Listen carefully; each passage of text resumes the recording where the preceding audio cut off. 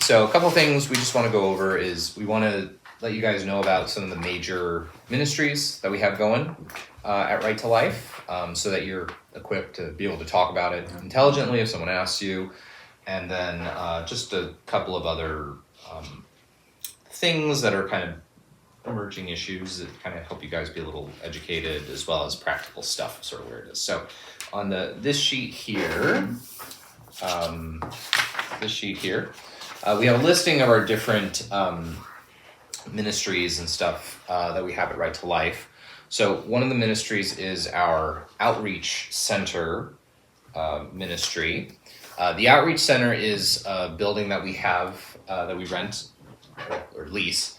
That's right next door to Planned Parenthood in Fresno, which is the big abortion clinic in Fresno that's on Fulton Street. So the Outreach Center is kind of our headquarters for our direct sidewalk ministry, interacting with couples or women going in and out of Planned Parenthood to talk with them about alternatives to abortion and resources that are available. So it's a really wonderful ministry. We've had something like 20 women decide to choose life for their babies just in the last year. So it's pretty effective. It's usually open about 3 days a week throughout the week all year round, and then during the spring 40 Days for Life campaign kind of goes for 40-day period, kind of a little bit before Easter. During the spring 40 days, we're open sort of more days per week. So it's a wonderful thing. We can always use volunteers to come out there to pray or just stand there and be there. Our employees tend to do more of the direct interaction with women who are going in and out. But it's a really cool ministry of ours. What days did you say it was open? It's for the next upcoming stretch. It's going to be open Tuesdays, Wednesdays, and Thursdays, sort of more in the mornings. So I'll see if I can get you guys the exact schedule. I think it's going to be 10:30 to 2:30 on Tuesdays, and then 8 to 12 on Wednesdays and Thursdays. Mm-hmm. All right, educational presentations. Right to Life does a lot of different kind of educational presentations for churches and schools and other groups all up and down the San Joaquin Valley. A lot of our youth-oriented stuff is talking about the abortion issue or the dignity and sanctity of life at a kid-appropriate level, depending on the age group that we're talking to. It's a bit more straightforward for older kids in junior high and high school. And we also have a lot of really great parent-oriented talks and information. Basically a lot of stuff that we're trying to educate the public on about the accessibility and availability of abortion for minors, to kind of inform parents about that. And I'll talk about that a little bit later on. So we've done presentations for thousands of kids. Last year, we're looking to get even more kids this upcoming year. So if you ever encounter while you're there someone who's a pastor or a youth pastor or someone who's a teacher or something like that, and they're interested, you can say, hey, this is, and we'll have literature there. This is some of the information about us at Right to Life of Central California. Here's what we do. Here's stuff about our educational presentations. We'd love to have you there and see if you can collect their contact info. We'll try to have a sheet there for people who come by who might be interested in learning more about us, and get their contact info and write a little note. Hey, teacher, youth pastor, whatever. So that's I want you guys to be equipped about that, because that's the kind of thing that's useful for our fair booth, is being able to get people interested in letting us share with them. Just a little thing about Right to Life Radio, number 3. So that's my weekly radio program that I host on FM 96.7. You'll have a little card. You'll have different kinds of informational literature that has information about that. So the baggie is kind of a nice sample of. Oh, I think you've got a Spanish one for some reason. Here you go. Here's an English one for you. Anyway, Right to Life Radio is our show where we do a lot of coverage of the abortion issue at the local level and the state level, which we really kind of pride ourselves on covering state-related abortion issues, because I think that doesn't get a lot of coverage, but also federally. So it's every week, 9 to 10 a.m. on Power Talk 96.7. It's also available as a podcast. And I think it's a really good show. We also have some kind of like human interest stuff, talking about our sidewalk ministry stuff. We have a segment about that every month. So anyway, it's really cool. It's a really cool program and something you can share with people. The next thing I wanted to mention is Rachel's Vineyard. So you have the purple flyer, the tall purple flyer there. Rachel's Vineyard is our post-abortion healing ministry that we pay for and run and help support out of Right to Life of Central California. It's a program, it's a retreats that are held a couple times per year at a retreat center up in Three Rivers, California. It's always supervised by mental health care professionals. So we have a clinical social worker who kind of oversees it and oversees kind of the counseling side of it. And it's kind of a faith-based thing, but it's open to different faiths and different Christian denominations. We usually have a chaplain there who's there to talk with people. So this is, again, for women or men or couples who have gone through abortion in their past. Just for perspective for this fair booth, why it's so relevant, there are estimates that just given how many abortions happen per year, it's about 1 million abortions per year now we're up to. That by the time an American woman reaches the age of 45, there's a 1 out of 4 chance that she has had an abortion at some time in her past, which is kind of a staggeringly large number when you think about, going to the grocery store, going to a church service, going to a baseball game. Like there's someone there who's gone through it. And at the fair, the fair is everybody. It's a pretty representative slice of Fresno County. So there will be people walking by who have had abortions in their past. If anyone opens up to you, like looking at the fetal, we'll have displays with like our fetal development models and stuff like that.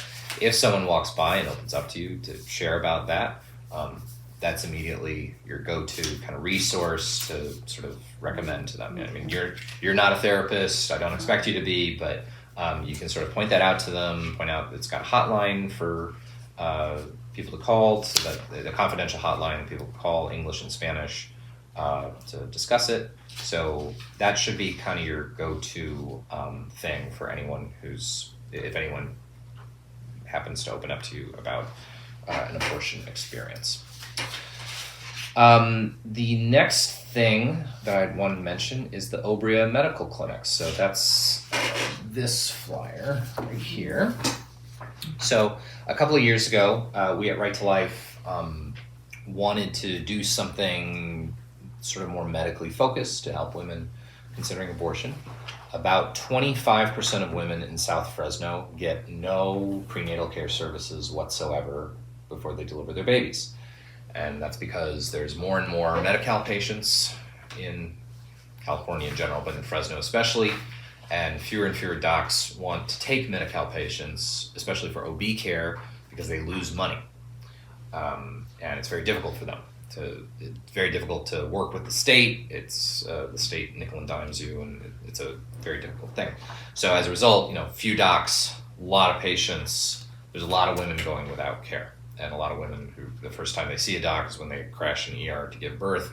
And we do believe it makes sense that would be a big driver of abortion, because if you're in a pregnancy that you're unsure of financially or whatever, the first appointment you can get with a doctor is 4 months out, or you can have an abortion next week. Like that, the incentives are pushing you in one direction.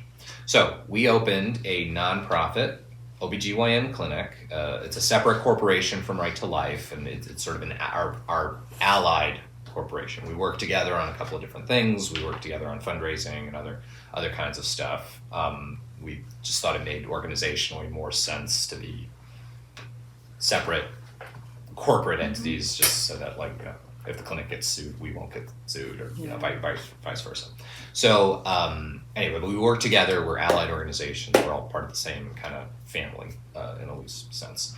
So if you encounter someone who needs medical care, who maybe is pregnant or needs gynecology services, that flyer has, I believe, a decent listing, and I have it on the white sheet, a good listing of different services that are available at the clinic.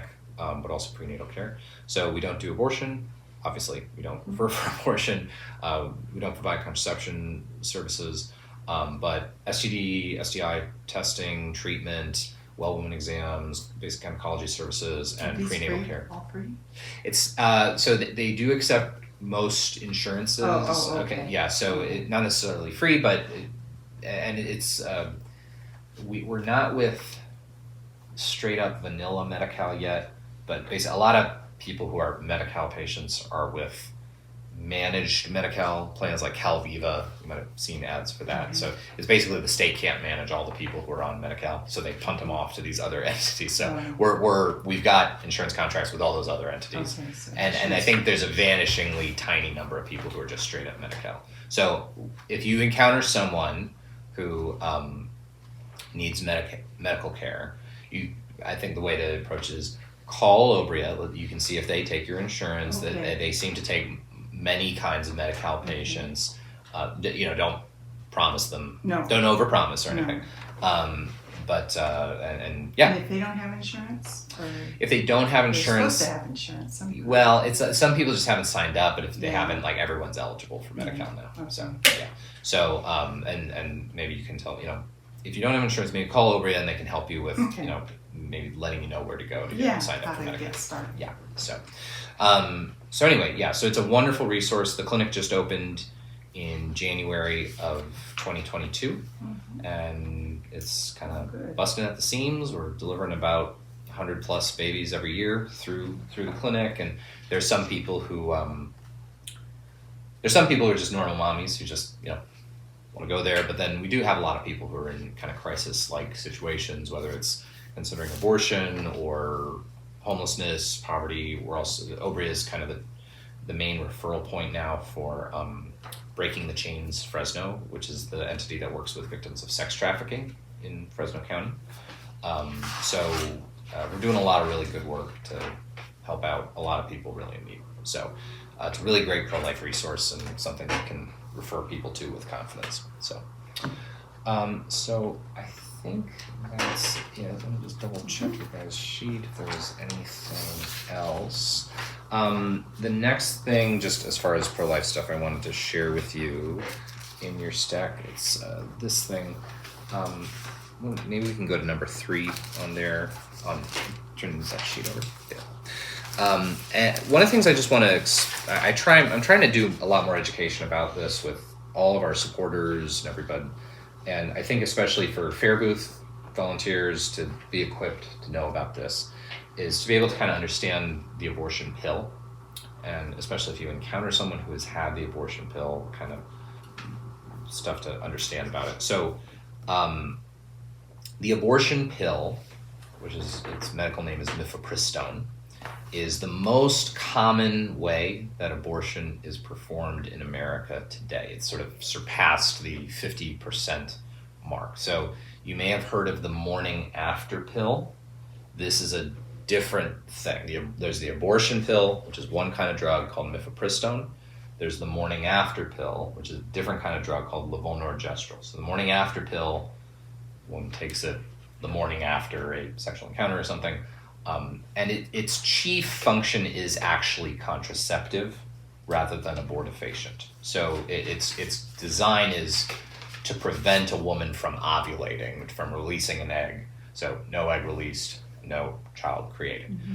There's some argument with the morning after pill that because it's not 100% effective, there's some argument that it could alter the lining of the woman's uterus to make it hostile to the implantation of a new embryo. There's some argument about that, but its chief function is contraception.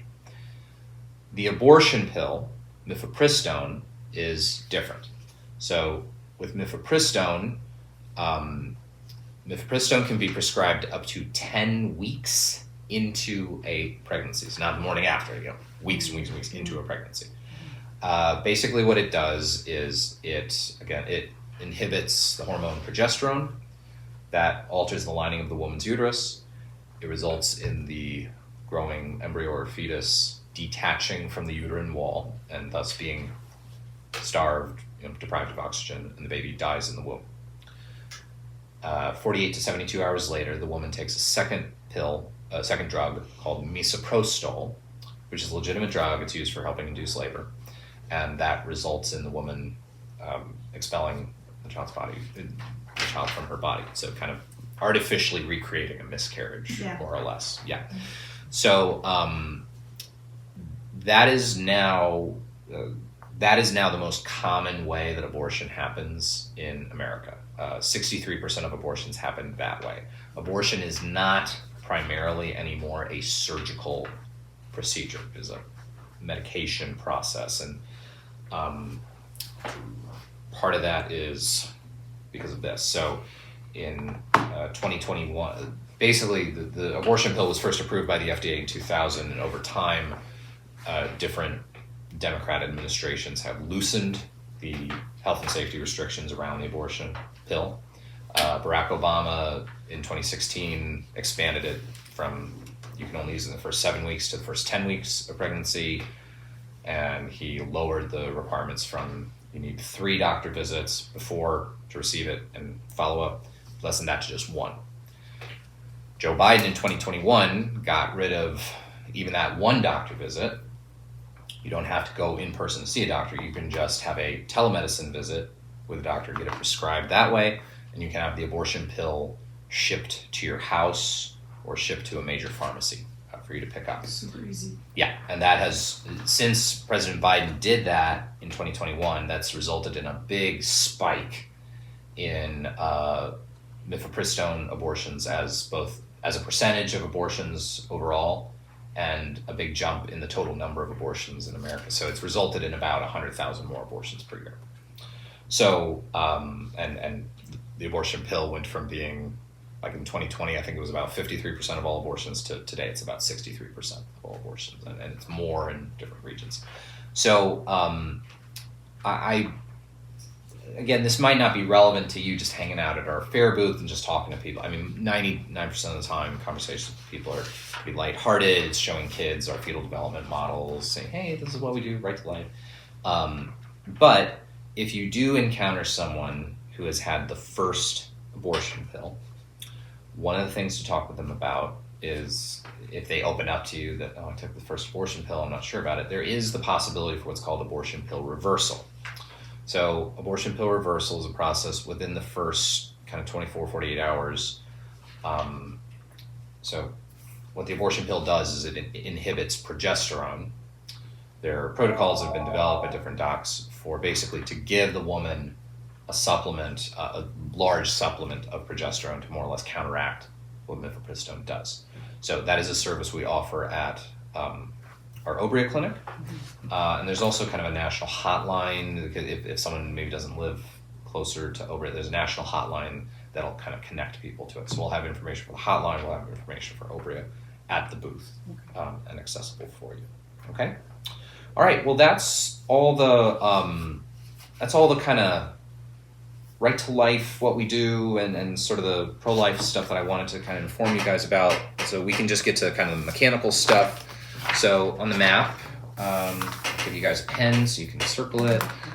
So we are in the Commerce building, which is this squiggly little zigzag building to the south. Oh. Okay, so I think we used to be in the Industry and Commerce building, but now we are just in the plain old Commerce building. So yeah, so that's a good thing to know. So I think the Butler Avenue parking lot is the parking lot kind of that you need. We have a certain allotment of tickets that we get from the fair, and unfortunately they wouldn't let us pick them up today before we were wanting to get it before this training. So basically we'll have all of our tickets, I think by Monday.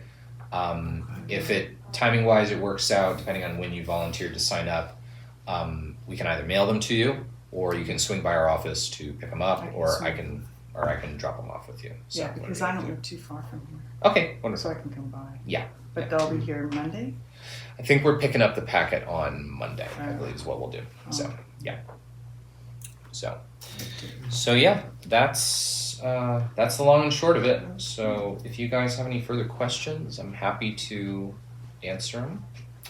And for those of you watching. For those of you watching the video, God bless. You can call us at 559-229-2229 or email us at info@rtlcc.org if you have any questions. When you're there, we'll have the schedule of volunteers there. So you'll have your shift.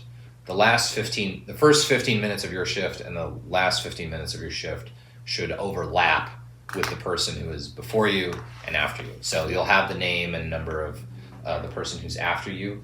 You'll also have my phone number so that if someone's not there or not showing up, you can get in touch with me or with them. Try them first. Yeah, often it's just someone like, we're walking there, we got lost or something. Yeah, so very often that's what's happening. Okay.